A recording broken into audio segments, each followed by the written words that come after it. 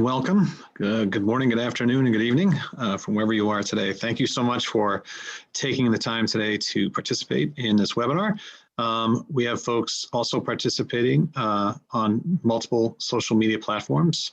And so thank you to everyone for taking the time out today to participate in the MediaCentral stream webinar, Enabling IP Contribution for Avid Production Environments. At the end of this webinar today, you should have a solid understanding of what MediaCentral Stream is. You should have a good understanding of the Avid and Haivision partnership that was recently announced, the Avid and LiveU partnership, and the workflows that, as a combined offering, we are now enabling through the announcement with MediaCentral Stream and the ecosystem of partners we have developed. And then last but not least, you should have a solid understanding of the benefits that this provides. Some logistics, we encourage you all to please ask questions throughout the course of the webinar. We have several folks standing by to answer those questions in the chat, so use the Q&A button there to go ahead and ask questions, and then we'll also ask questions at the end of the webinar, and we'll pick a handful of ones that get asked and ask those live to the panelists. And then anything we don't get to, of course, we will certainly answer and share post the webinar. This webinar is also being recorded, so we will also share the webinar as well via email once it is done with recording. So we'll send out that along with any of the questions. So please make this interactive and definitely ask any questions you have. So the agenda today is we're going to do some introductions to our panel. We'll have the MediaCentral Stream announcement overview. We'll have the Avid and Haivision partnership announcement overview. We'll talk about the Avid and LiveU partnership. We'll talk about the workflows that are now possible in Azure, the benefits, and then we'll cover any questions. Our panel today is a distinguished one, and I want to welcome Craig Wilson, who is here as the product evangelist for Avid in the Media and Cloud business unit. We have Marcus Sciola, who is our Vice President of Product Marketing at Haivision. We have myself, I'm Ray Thompson, I'm the Senior Director of Partner Marketing here at Avid. We also have Daniel Pizarski, who is the Vice President of Engineering at LiveU. And then we also have Tim Murphy, who is the Principal Program Manager in the Media and Entertainment Business Unit within Microsoft. So welcome to our panelists, and thank you all for being a part of this today. It's greatly appreciated, and we'll be hearing from everybody here momentarily. So certainly, so let's get started. So certainly before the pandemic hit, right, IP production was certainly becoming commonplace and adopted widely by media companies as a low-cost way to not only cover more ground, but also cover more ground with less equipment. So essentially, IP production enabled folks to leverage commodity internet to send secure live streams back to either the studio or send it directly to, say, a social media platform for streaming a live event. This has provided a number of different sort of benefits, both economically and operationally for those media companies. And that was all pre-pandemic. So as I said, this is not a new phenomenon really in terms of IP production, but what is new is certainly two things. One, post-pandemic, the acceleration in the use of certainly IP production has been there, right, as a way to sort of allow companies to quickly pivot to do live production.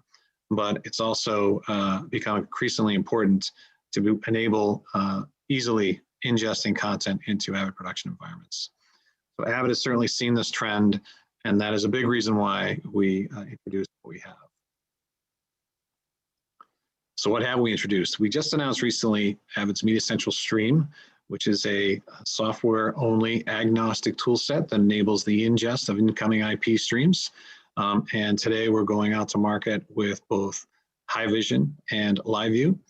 And essentially what we're enabling is the direct ingest of those streams from really any enabled device into Avid production environments. So that means that you can send either an RTMP or SRT stream over commodity internet from anywhere using any enabled device, so cameras, mobile devices, certainly encoders, and then you can send that right into an Avid production environment. MediaCentral, MediaCentral Stream ingests that incoming content, and then it basically puts it into an Avid-friendly format and enables users downstream to basically work as they always have, which is doing edit while capture workflows for the delivery of content across linear and digital platforms. So that means that anybody using Media Composer or MediaCentral, really, the workflow doesn't necessarily change. They're just accessing a whole new set of content and doing so in a much more streamlined way. This is deployable on a VM, which means it can run either on-prem or in the cloud. So because of the fact that it's software only, this is a very effective way to deploy the solution. And as I said, the fact that it's been virtualized means that you can certainly run it either on-prem or in the cloud. Some of the key features that are enabled here is that we're allowing you to not only receive the incoming stream, but you can certainly see that stream. Once it's configured, you'll be able to see the live stream coming in. You can then go ahead and record that stream using MediaCentral Stream. That stream will then get written into an Avid-friendly format, which then gets checked into the Avid production environment for edit while capture workflows. So this is growing media that users can then quickly edit and then turn around for news or even sports or remote live production type workflows. It's deployable both on-prem and in the cloud. It is a web user interface, which is very simple to access and use. And it has a lot of the features you would expect when it comes to a service that enables recording incoming content. And you'll see a demo of this momentarily. In terms of some of the key benefits, certainly you could take in IP streams, and the challenge often was that you had to kind of run through some technology hoops in order to get it directly into an Avid production environment. With MediaCentral Stream, we've really simplified this entire process. So now we can accept those streams directly into an Avid production environment and do so in a very simple, easy, and elegant way that allows you to basically, like I said, further downstream, not really change what your workflow already was. This works with existing production environments, and like I said, it doesn't really require any changes downstream for folks doing traditional production. This also opens us up to net new production techniques and new workflows, certainly in the cloud. And it's been one of the key components that we're very excited about in terms of enabling cloud-based news and sports and remote live production workflows. This certainly reduces your upfront investment because we're offering it as a subscription model, and the simplification of the architecture certainly reduces maintenance costs.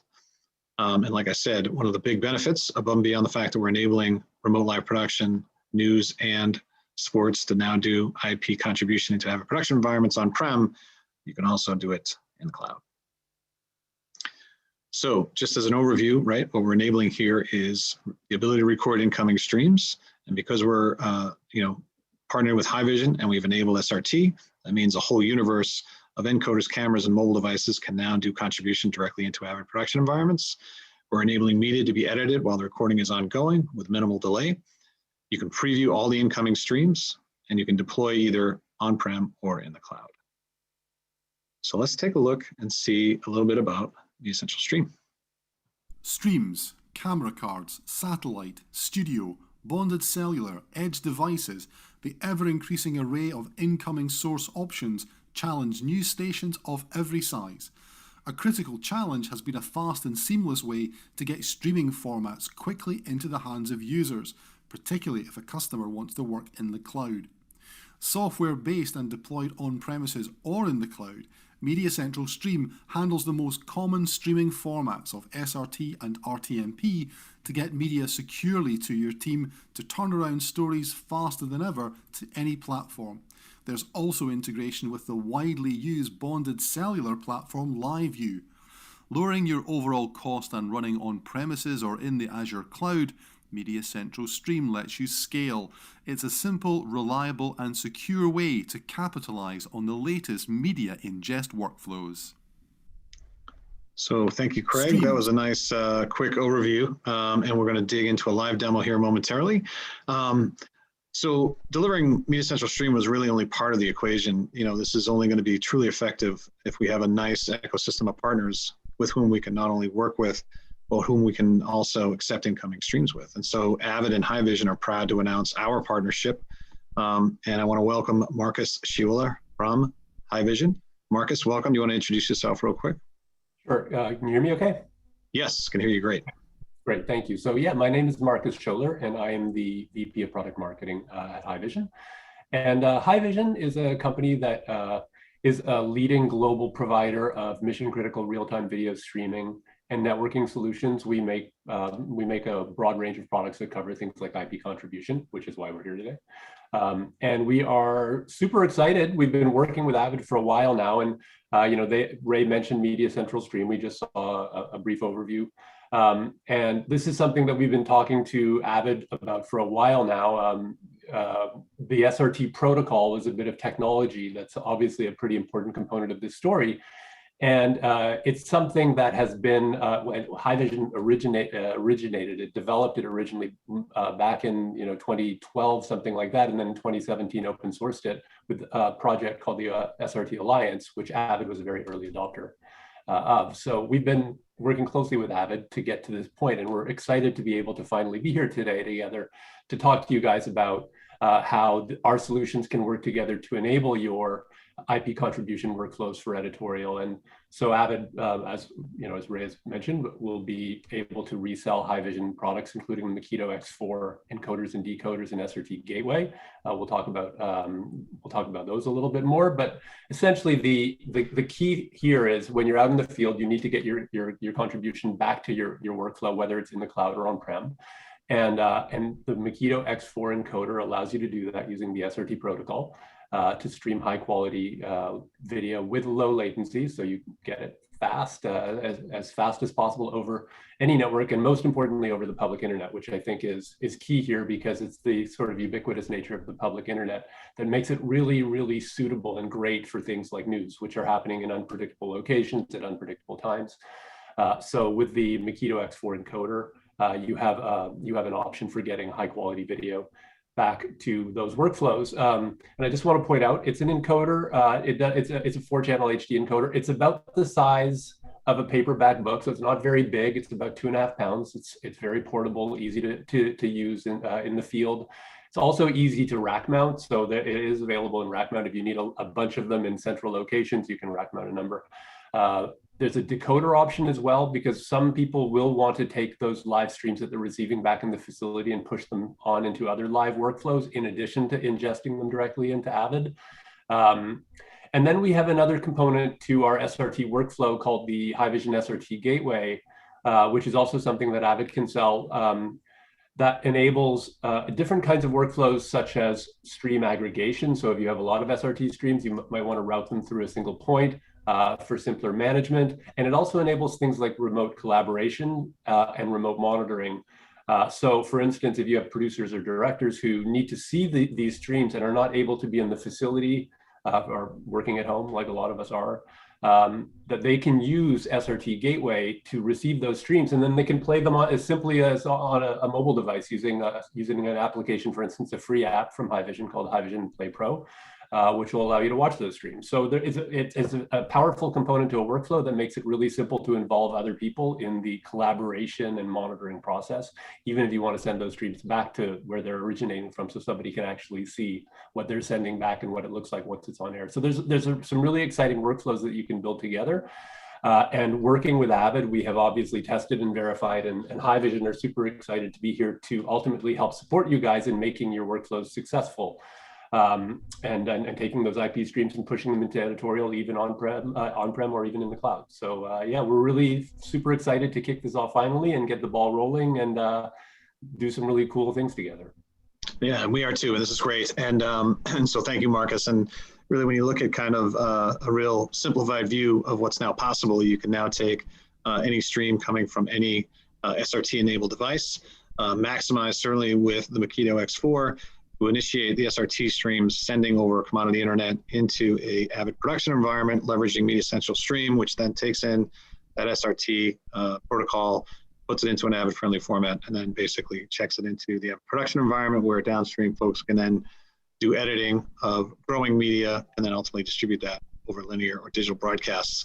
And so this is just one of the key things you can do. And I think it's great that we emphasize the fact that because of the gateway, you can also, as Marcus pointed out, be doing some net return monitoring of those incoming streams to make sure that what you're getting is clean.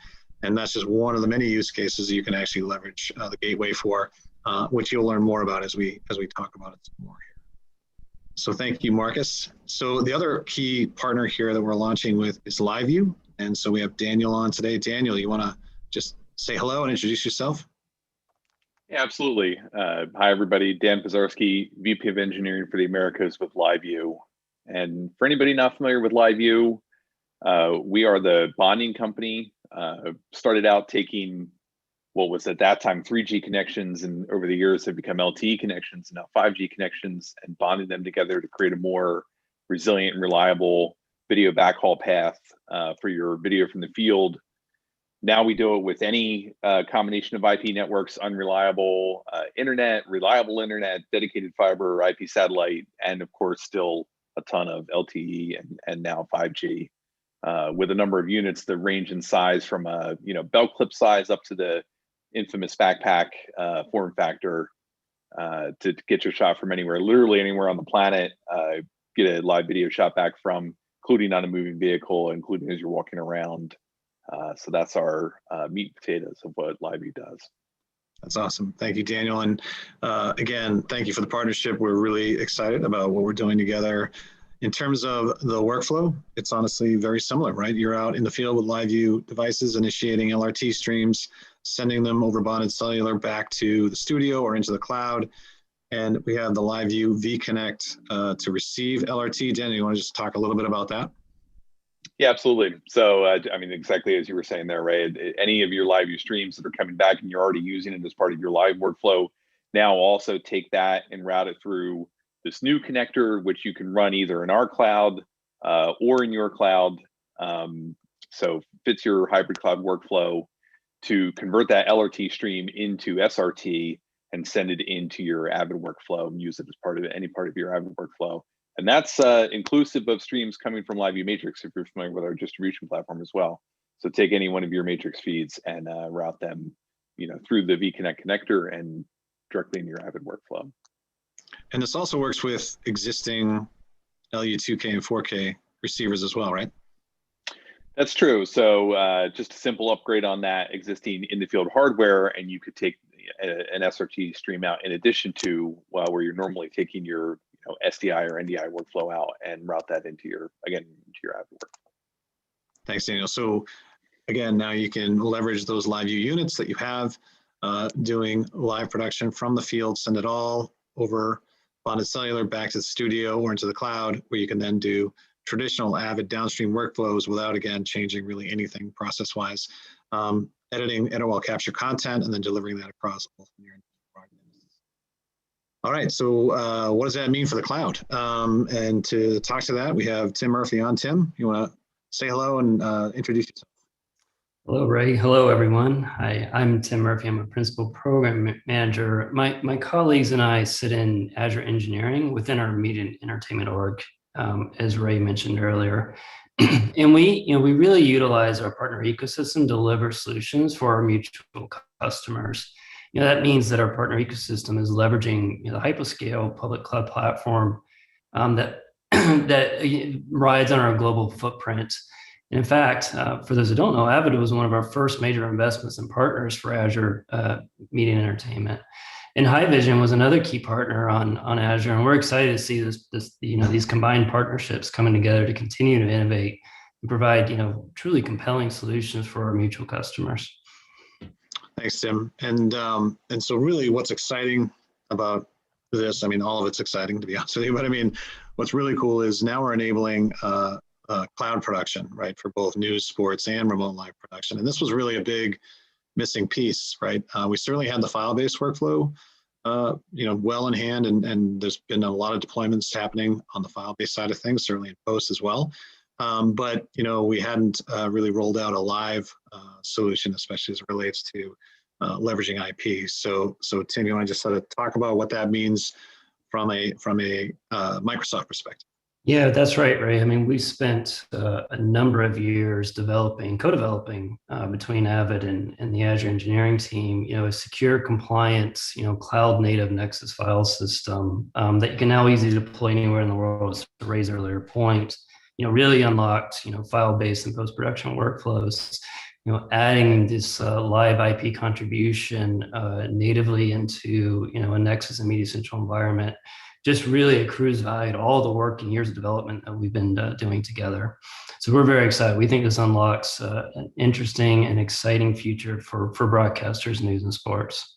Absolutely. This, I think, lowers the barrier as well for many folks in terms of being able to leverage IP for production without compromising quality, while at the same time saving lots of money, and then delivering a very compelling experience. So as you can see, you can now take in content via SRT or the LRT protocol, delivered directly into MediaCentral Stream or through the LiveU connector.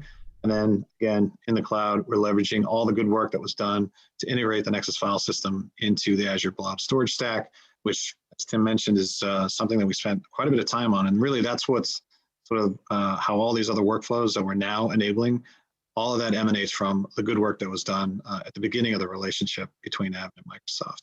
And then, of course, you can now then access that content quickly using MediaCentral Stream or Media Composer, and then ultimately deliver that content further downstream to whatever destination you want. So, so this is very exciting, and again, one of the key developments here is the ability to now do cloud production.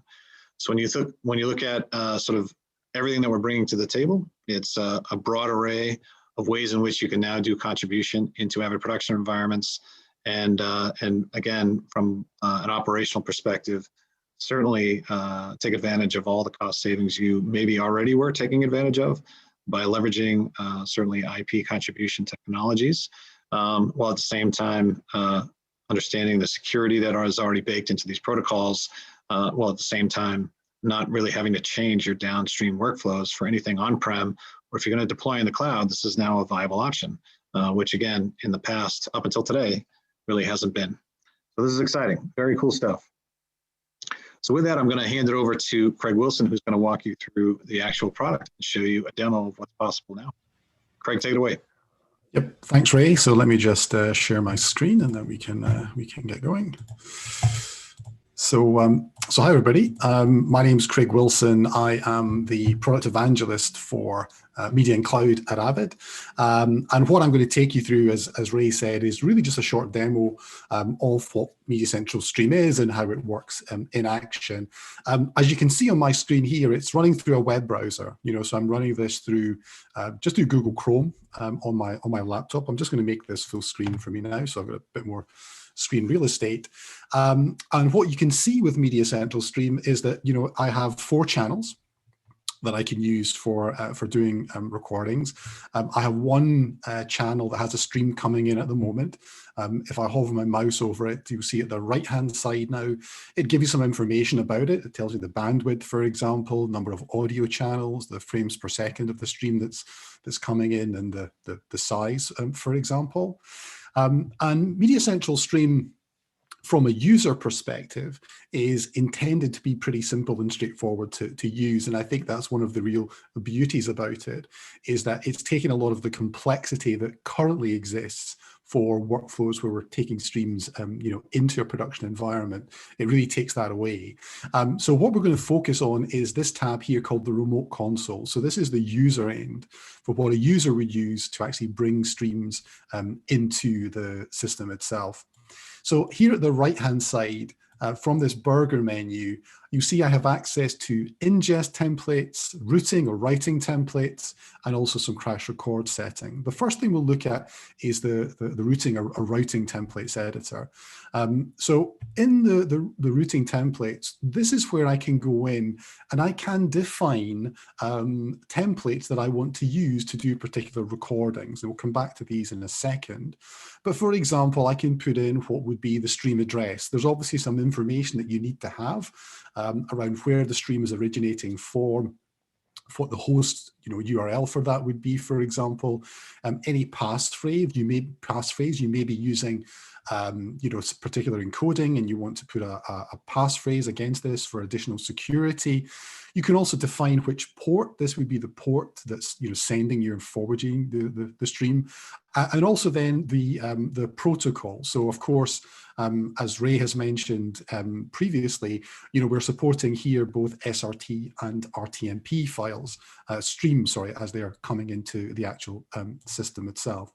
So we'll come back to this in a second, because I will actually, set up a route and do a stream with that.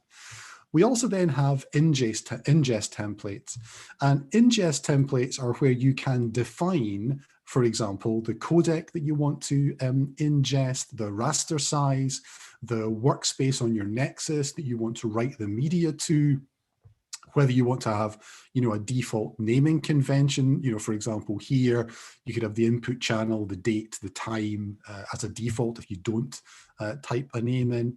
And because here I'm working with my MediaCentral production system, I can check in the media, I can generate a thumbnail, and I can also enable this as a growing file, because that's really one of the key workflows, of course.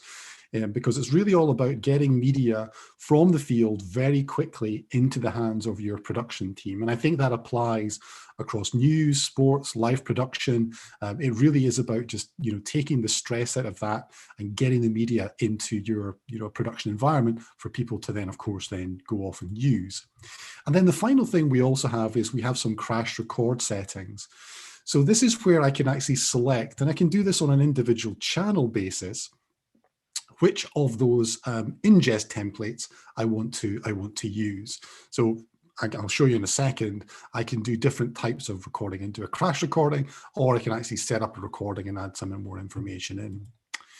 So the first thing I really want to show, though, is about doing a very quick recording and then seeing that come into the MediaCentral system itself. So the first thing I could do, as I mentioned, is I could just do a crash record. So if I just do a crash record, all I need to do is, press on this button here.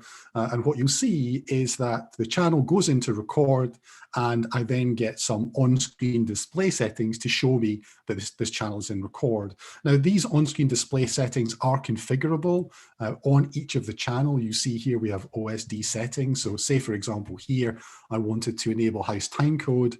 I can just enable that and save it. And then, there's the house timecode appears. So that's a feed that's now coming into the system. Here, I'm just looking at a preview of it. But now if I switch across and go into my MediaCentral Cloud UX client, this is, for those of you who don't know, MediaCentral Cloud UX is a browser-based tool from Avid that works in our production environment. So using this, I can, of course, access and edit video, as well as do a whole host of other things. And we also have the MediaCentral Cloud UX panel inside Media Composer. So what I'm showing you here in terms of the workflow is something that could easily be done inside Composer as well. So here, this is the folder that is predefined as part of that ingest template for the media to come in. And so I can now see, if I make this a little bit bigger, that I have this clip coming into the system. It has this icon here, which shows me that this is a growing file. And then if I double click on the clip here, it's going to load in the video player, and that is now going to allow me to go off and to edit it. Now, as I mentioned, this workflow is also enabled inside Media Composer, and this is where I think one of the key benefits of the MediaCentral Stream workflow comes in, is that the downstream workflow for your production team doesn't change. So this is exactly the same as if you were accessing and using a file that was coming in through, maybe some more traditional, SDI, ingest routes directly into the system itself, if you're recording out from the studio or something like that. So from a user perspective, if they're working in MediaCentral, they're working in Media Composer, they really, really don't care. But, there's the feed that's coming in. I can see it's a growing feed. But I can now play back and I can access it. Now I realize, through Zoom, it may look choppy and things like that, just because we're using, Zoom to do that. But it gives me direct access to the feed. And of course, I can then come in and I can, mark in and out, and I can begin to edit, just drag and drop that clip into the timeline. And I could carry on and work with that. And then, of course, what I can do is then take that content and then distribute it. So I could publish it to the studio. I could publish it to social media using MediaCentral Publisher, which is part of MediaCentral Cloud UX. I could publish it to our web CMS system and do all of these kind of things. So as I say, that downstream workflow really, really doesn't change. Now I'm going to switch back just now to MediaCentral Stream again, because I want to show you, setting up a route as well. So you can see there that recording has just finished. But this time what I want to do is I want to show you how simple it is to just, create and access a feed that's coming in using those templates that we looked at earlier on. So MediaCentral Stream has 4 channels. On each of the channels, you can select what you want to have. So here, I'm going to create a routing. Here are the templates that have already been, created. So I'm just going to choose this Haivision Play Pro one and then select to route. And there you can see almost immediately, the feed begins to stream into the system. And actually what you're looking at here is my iPhone. So, if I just bring it up to the camera, you might be able to see that, I have an iPhone here. And I'm using the Haivision Play Pro app to stream out. And I think that just gives an indication of, the number of different devices that you could have that then give you this possibility. One other thing to mention about the app is that I could also access other streams that are coming in as well. So if you imagine I'm a reporter or producer out in the field and I want to see a live stream that's coming in, I would also be able to access that using the app as well.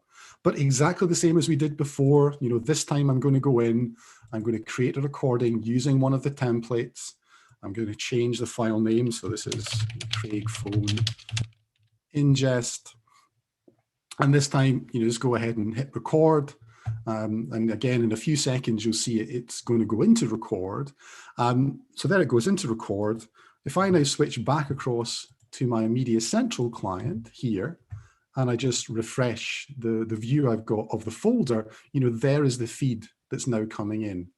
So, it's really, really quick between establishing the stream, sticking the stream into record, and now I'm able to come in and work with it as if it was any other feed that's coming into the system. So I think for news production, live production, sports production, there's lots and lots of options. And I think the other thing that's worthwhile mentioning is that everything I've shown you is actually using systems that are deployed in the cloud. So it is about that potential journey to the cloud that a lot of customers are looking for at the moment, and taking workflows from on-premises into the cloud as well. And MediaCentral Stream, I think, is an important component part. So Ray, with that, I will stop sharing and I will hand it back to you. Thanks, Craig. That was great. And thank you very much for the presentation. And so just to sort of remind everybody here some of what Craig covered as well as what we've mentioned so far. So essentially what we're delivering is a software-only agnostic toolset, subscription-based offering that deploys either on-prem in the cloud. It supports incoming ingest of IP streams, SRT or RTMP. Because SRT, as Marcus highlighted, is an open source protocol. It's been implemented in literally hundreds of different devices, all of which are now able to do contribution into Avid production environments. It's also highly optimized by using the Makito encoders. Certainly latency is an important consideration for everybody when you're doing any type of contribution over commodity internet using a protocol. And so being able to manage the latency budget is critical, especially in scenarios where you have to have a low latency budget. And so that's one of the big sort of differentiators for the Makitos. And then, of course, the LiveU units, right, and the broad array of LiveU units that are out there today to enable live contribution using the LRT protocol. This is all integrated into the Avid production environment. And as we discussed, it is a big cloud enabler, answering a big question that many folks have asked for a long time. And that is, can we do live production in the cloud? And the answer to that is now yes. And it's secure. All these protocols that we're going to market with have security baked into the protocols themselves. And so we're taking advantage, obviously, of those encrypted-based methodologies that have already been baked into these. And then at the end of the day, in terms of consistency, it's enabling the same workflows that you all know and love. So with that, I'm going to just stop sharing for a second, and I'm going to ask the panelists to turn the cameras on, and we're going to do a little Q&A session here. And I guess my first question would be for both Marcus and Daniel. So you guys have both been working, in this business for a long time, and you've been delivering solutions, specifically IP contribution solutions, for quite some time. But have you noticed any uptick in the use of IP post-pandemic? And I guess, Marcus, I'll start with you. Yeah, sure. Thanks, Ray. So the answer is definitely yes. I think if we go back to pre-pandemic, Haivision has been providing IP contribution solutions for all sorts of different use cases. Obviously, live broadcast is one of the key ones, including, we address other industries as well, but for the sake of today, live broadcast is the key. And I think getting those feeds onto air with IP contribution workflows is something that people were looking at a lot, understanding there were some pretty interesting efficiencies there. A great example, for instance, would be our customer Riot Games, who are using our solutions to enable their League of Legends World Championships esports broadcast. So this was a massive event that happens every year. Multiple feeds, 25 plus feeds that are being backhauled across from Asia, for instance, back to their central production facility in Los Angeles that enables them to mix all these things together using the regular broadcast workflow tools as if they are actually, kind of in an OB truck on location. So the benefits were there, people understood, and they were starting to use them more and more definitely. But then the pandemic hit, and suddenly there were all sorts of new challenges. I mean, you still need a camera on location if something's happening. There isn't really, well, I guess there are PTC cameras, and we might touch on that a little bit more in a bit. But you still need usually a crew that goes on site. But with the pandemic, people were really trying to limit how that happened, and there were a lot of people that were, of course, forced locked down to stay at home, and figuring out how to enable the collaboration with those people was really a pretty big challenge. And we experienced this with our customer, the NFL, who was trying to figure out how to handle the virtual draft, which happened in March, right at the beginning of the pandemic. And suddenly none of the prospects were allowed to go. Usually it was in Las Vegas or something like that, and it was a big ado and everything like that. But suddenly everybody had to be at home: the prospects, the coaches, the GMs, the league representatives, and of course NFL staff. And they needed to be able to pull all these streams from all these different locations using all kinds of different devices. And they used the SRT protocol to enable that, which gave them basically broadcast quality streams over terrible internet connections at times, because the networks were flooded. I mean, I don't know if people remember how much Zoom usage suddenly hit, and how much Netflix usage, and so all sorts of other things were coming up that were problematic and couldn't be overcome. But SRT was always working.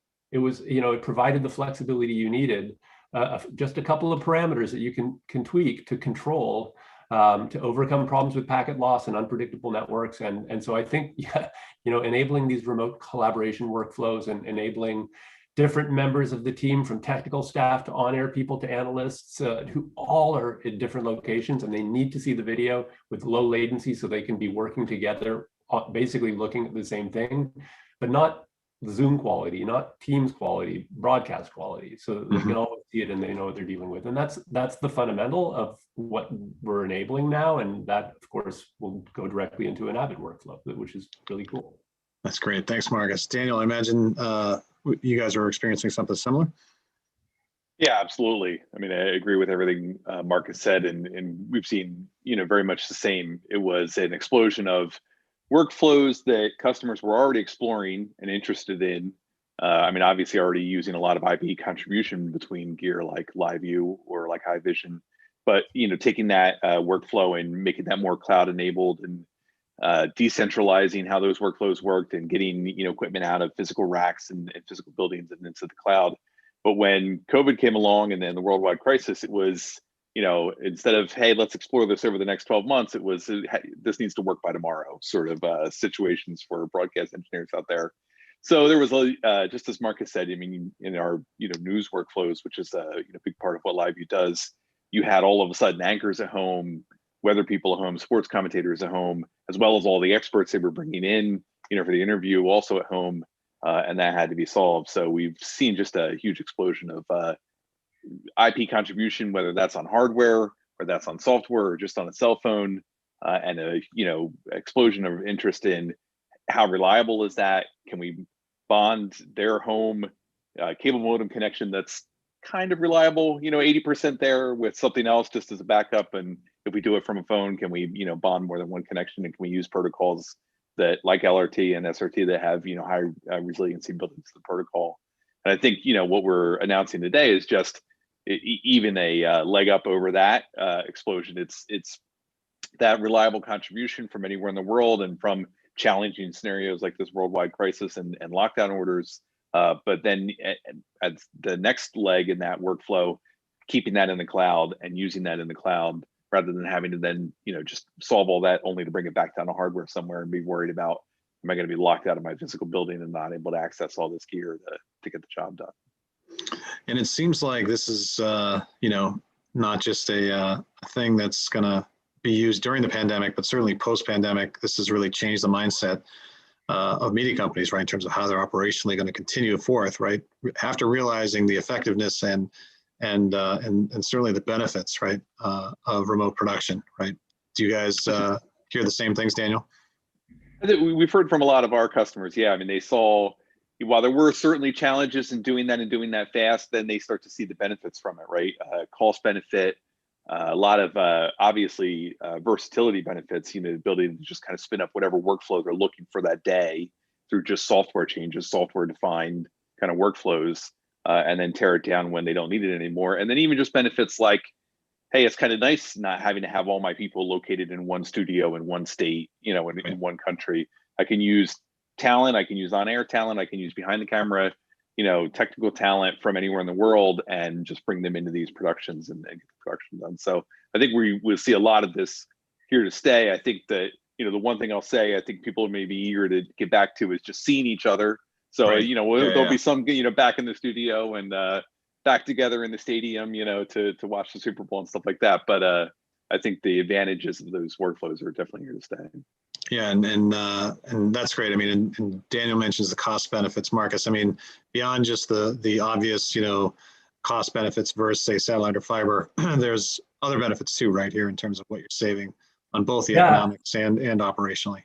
Absolutely. We've been talking to a lot of customers who are coming to us to help them figure out how to do things. And one of the groups that we were working closely with was Fox Sports, and they were trying to figure out how to get racing back on the air with NASCAR back in May, and of course then they were covering baseball and football and college sports and all sorts of stuff that they cover.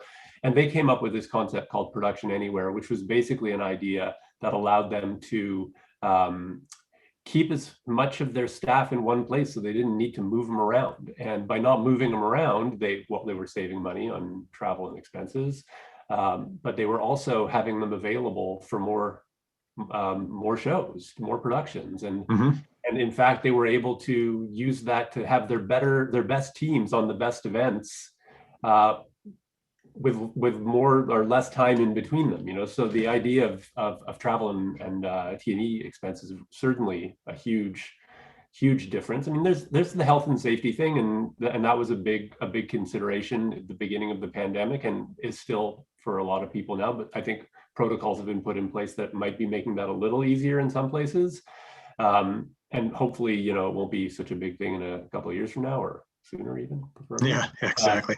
But that was certainly something to keep in mind. And then just because, people have been doing IP workflows over managed networks and, are using protocols, or I should say codecs that are really higher bit rate and aren't suitable for internet. And those have different types of cost structures associated with them. And they look great, but they, it's not the right solution if you don't have a managed network. If you're just using the internet, you got to consider what your bit rate is.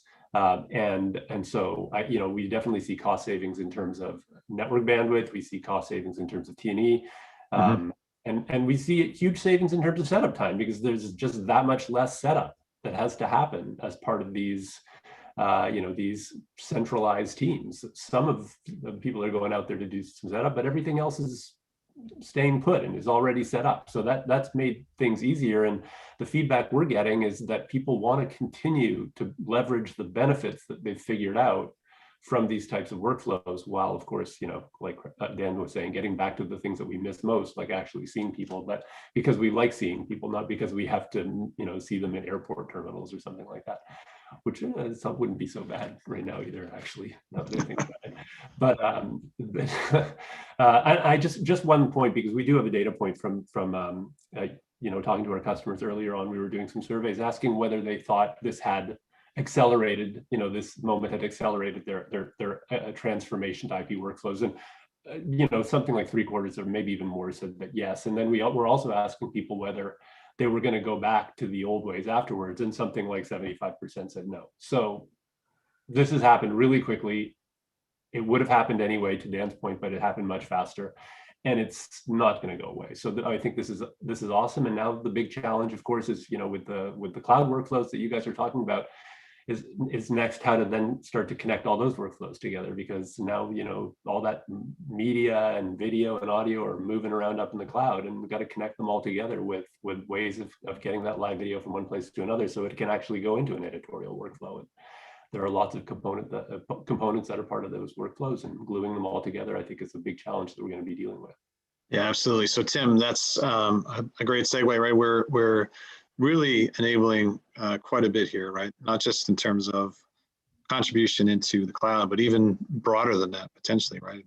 Maybe corporate or other even types of workflows, right? Yeah, not to three-peat what Daniel and Mark's already said, but man, every partner customer conversation, we have these 5-year long-range plan discussions, just accordion style. How do we get this done overnight, right? Early on in the pandemic and the work from home scenarios, and Ray, our work together in the studio, where while we thought that might have been an early peak to support work from home, is incredibly sticky, right? And we're seeing similar patterns out of live broadcasts and news gathering, of utilizing open standards like SRT and folks like LiveU, and enterprise platforms like Teams and Azure Power Platform, to really just reduce the friction that everyone's talking about here, right? Is reduce that barrier to entry, make it quick, stand it up, utilize it, tear it down, reduce your cost, and we're seeing patterns that this is here to stay. This is a sticky deployment pattern. Yeah, it's and it's exciting too, right? Because we've done a lot together, right, in terms of enabling post workflows, but now we open up an entire new broad set of ways in which you can now deploy in the cloud and actually do remote live production, for example. Absolutely. I think we're going to see, I hope we can all get back together, one day soon at NAB, but I do foresee less people being on lots at the studios, less people being in the new, production control rooms at studios, for example. I think that is a pattern that we're going to have to support as an industry. Absolutely. And Craig, when you think about, from a news perspective, what this now enables, right? Can you just talk a little bit about sort of what you see from an Avid perspective? Yeah, I mean, I think that the key thing really it provides is that flexibility. That flexibility to take streams in really from anywhere, from so many different types of devices, in new ways, and making it available to the production team downstream. Because I think clearly there is one really important element of news, which is about live production. But a huge amount of news as well is about taking content, repurposing it, converting it into appropriate material for different production platforms that you want to send material out to as well. I want to go in and I want to create the piece for my 6 o'clock show, yes, but I want to do maybe 20 seconds with captions to go on Facebook, or I want to do something in vertical video to go on Twitter. I want to repurpose it in those ways. And that is really all about getting the content into the hands of the users.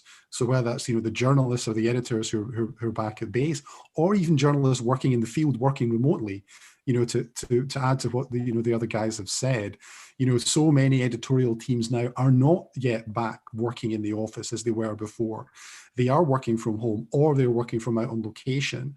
And things like MediaCentral Cloud UX running on a web browser, available to use from anywhere, but now also able to access those streams coming in. And I should have made the point, the streams that are coming in, what MediaCentral Stream is doing is, taking that SRT feed or RTM feed that's coming in, and then it's on the fly converting that into an XDCAM, feed that then goes into the MediaCentral system. And the real advantage of that, of course, is that then means, as I said in the demo, is that downstream workflow remains the same. It's not like you're taking something in and then at the point of publication, you're having to do something with that to convert it into the format that your playout provider, needs. It's in the kind of ready format once it gets into the system. And whether I'm using Media Composer or I'm using MediaCentral Cloud UX to access it and work with it, I don't really need to do anything else with it. It's kind of oven ready, if you like, at that point. And I think things like, being able to stream live out from my phone, for example, how many times when I was a reporter working, before I joined Avid, you would get on location and maybe you didn't have a camera person with you, but you've got your phone. So now you'd be able to go live basically from your phone, stream that out. All your colleagues back at base can then immediately access that and begin to work it with it, turn it around and repurpose it. And I think this opens up so many other opportunities simply because of the flexibility that it provides you. And I think MediaCentral Stream, it really takes out a lot of that kind of complication that we had in the past to get those streams, do something else with them. That maybe take transcoding, that took time. There was a delay to getting it into the system, into the hands of the users. And that really, I think, is what is this real significance of this, particularly in a news environment. But I think it applies to sports, it applies to live production. There's so many different applications for it. And as 5G gets rolled out, this is only going to become even more powerful, right? In terms of bit rates you'll be able to send, and the various locations will get even broader, right? In terms of where you can actually send that content from. But Marcus, I know one of the other things you like to sort of mention as well was the SRT Alliance and the announcement of a new member to the Alliance. Yeah, we're always very excited to talk about SRT Alliance. Actually, if I can just take a step back and just say something briefly about SRT. Oh yeah, though, sure. To kind of set this up, the SRT, we started developing it and started to introduce it around 2012 and as a Haivision SRT, the protocol to enable exactly what we're doing now with it. The Makito X was kind of, the original SRT protocol encoder at the time. And around NAB 2017, we decided that we wanted this to be more broadly used because it was solving a very important problem that the world was dealing with, which is overcoming, unpredictable networks when trying to stream live IP video. And so we open sourced it, SRT, the protocol, and created something called the SRT Alliance to bring together companies that were interested in helping solve this problem, and basically work with them to implement it in their workflows and create workflows that were compatible and interoperable and all that, very important, with the goal of pushing it towards a broader adoption and ultimately, I would say, a de facto standardization of sorts. So where we're at now is, the SRT Alliance has been around since 2017. Oh, and I should point out, I mentioned earlier that Avid and Microsoft were both very early adopters coming onto the SRT Alliance and have helped a lot in terms of getting us to where we're at today. And so where we are at today is there are now over 450 organizations, technology companies and organizations who have joined and are implementing SRT in their workflows. So it is certainly becoming a very broadly accessible bit of technology that people are using because it does solve this very important problem. I would say the most recent interesting new additions, I mean, everybody's interesting, but some of the big ones recently include AJA and Ross Video. And just a couple of weeks ago, I think, was Sony joining the SRT Alliance for basically taking the SRT protocol and integrating into camera workflows so they can stream, from their IP cameras directly into on-prem workflows, whether it's for live or editorial, and of course also into cloud workflows. So pretty exciting time. It's moving fast, and there are always new people that are coming on board, and we're always excited to have them. If you go to srtalliance.org, you'll see that Haivision are often working with other partners to promote the work that they're doing. So you'll find webinars that are coming up every few weeks with new people who are talking about their technology and how SRT is helping. So it's been a very exciting time. That's great. So, I mean, when you think about, sort of what we're bringing to the table here between LiveU, Haivision, and then the SRT protocol, and companies like Sony now adopting it. I know Panasonic certainly can initiate SRT streams on their cameras now. And there's a whole host of encoder companies who can also do the same. We now are really had just opened it up to, hundreds of companies now and hundreds of devices who can now actually do contribution reliably over commodity internet or bonded cellular right into Avid production environments. So this is a big deal. And the last thing I guess I'll mention as we're running out of time here is that this is V1, right? We still have a long way to go. This is a true technology partnership here amongst all the companies that you see here today. So this is not one of those, hey, we're going to roll out a V1 and walk away. There's a lot more that we're going to add here that's going to make this even more compelling, right? So there's a whole bunch of considerations here around the data and sort of passing data between the two, or certainly increasing the amount of inputs, or certainly obviously on the distribution side. And so there's a lot of things that we're exploring, as you'll see, and maybe even a few things that maybe you don't see that are going to come in terms of news shortly. So just know that this is the very beginning of what will be definitely a very cool engagement across the board for all of our companies, and the benefits being for all the users out there who now have this incredible capability now at their fingertips. So pretty amazing. With that, I'm just going to bring up a slide real quick, because if people want to learn a little bit more in terms of information, let's put this on the big screen here. You can go to avid.com and MediaCentral-stream to learn more. So I would encourage you to do so. And like I said, this session's been recorded, and we will send it out to everybody once it's done. And everybody out there on social media who is also listening and taking part in today's webinar, thank you again.